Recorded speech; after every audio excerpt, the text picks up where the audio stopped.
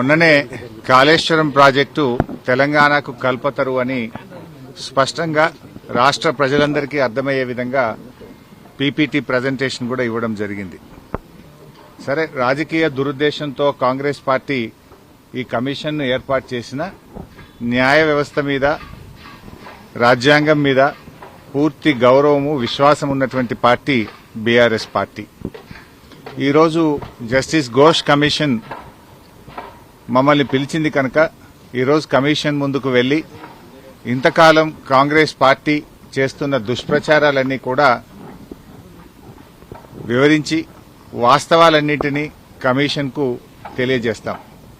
So మా దగ్గర ఉన్నటువంటి పూర్తి సమాచారం, అన్ని విషయాలను కూడా కమిషన్ దృష్టికి తీసుకువెళ్తాం.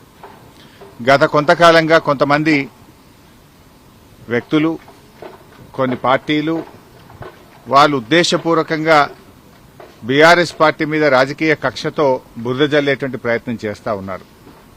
వాస్తవానికి ఒక ప్రభుత్వం విద్వేషంతో కాదు ఆలోచించాల్సింది, వివేకంతో ఆలోచించాలి, విజ్ఞత ప్రదర్శించాలి.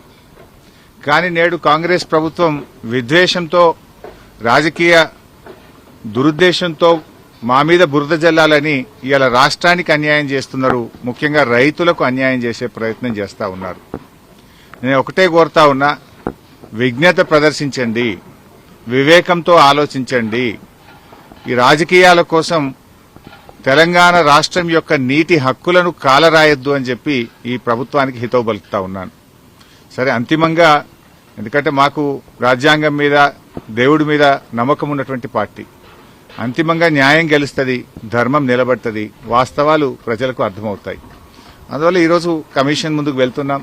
కమిషన్ మమ్మల్ని అడిగిన ప్రతి ప్రశ్నకు పూర్తి స్థాయిలో సమాధానాలన్నీ కూడా చెప్తాం, వాస్తవాలన్నీ కూడా వివరిస్తాం. మా దగ్గర కొన్ని డాక్యుమెంట్స్ ఉన్నాయి, ఎందుకంటే మేము ప్రభుత్వంలో లేం. నార్మల్ గా ఏమైతుందంటే ప్రభుత్వంలో దగ్గర అన్ని డాక్యుమెంట్స్ కూడా ఉంటాయి. బట్ మా దగ్గర అందుబాటులో ఉన్నటువంటి సమాచారాన్ని, అందుబాటులో ఉన్నటువంటి డాక్యుమెంట్స్ ను కూడా అందిస్తాం.